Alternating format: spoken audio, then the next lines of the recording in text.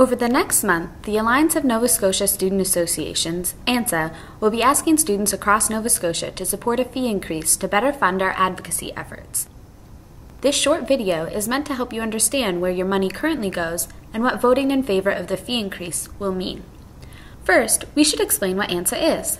ANSSA exists to make the distance between students and people that make decisions about students as small as possible. Our vision is of a Nova Scotia where people have the opportunity to pursue a post-secondary education regardless of their financial or social background. This is extra important in Nova Scotia since we've been called the least affordable state or province in all of North America to get a university degree. And our government has recently decided to cut funding to universities and allow tuition to rise. As students, we can't let this happen again. We use a variety of approaches to communicate our solutions for more accessible and affordable education to government, and we've been successful in the past.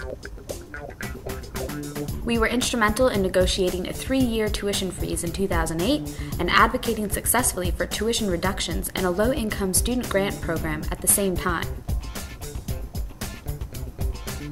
Most recently, the government instituted a student debt cap after ANSSA had been the only group asking for one for the last 3 years.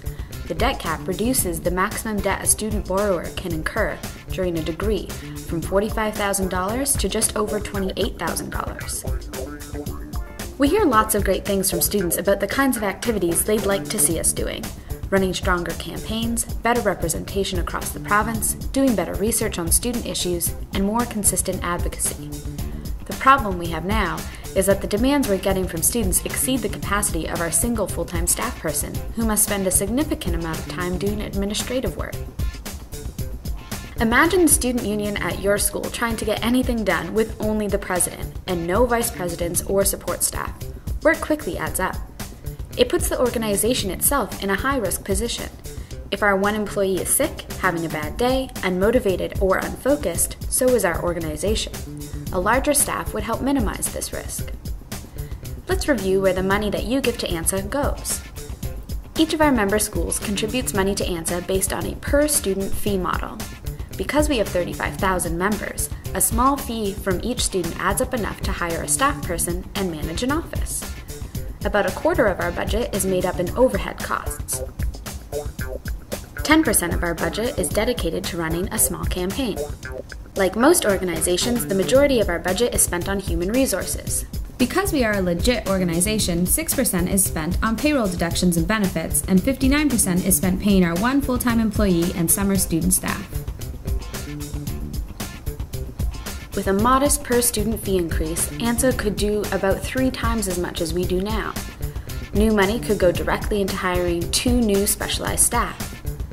One would spend their time ensuring we engage better with students and spread our message well to media and stakeholders, and another would focus on research, policy development, and knowing all the things. Doing this would allow the executive director to spend more time developing well-planned strategies and representing student interests to government and other community groups, all in the interests of serving you, our members, better. We hope this video will allow you, our members, to make an educated choice when you are asked whether or not to increase fees to ANSSA during the election.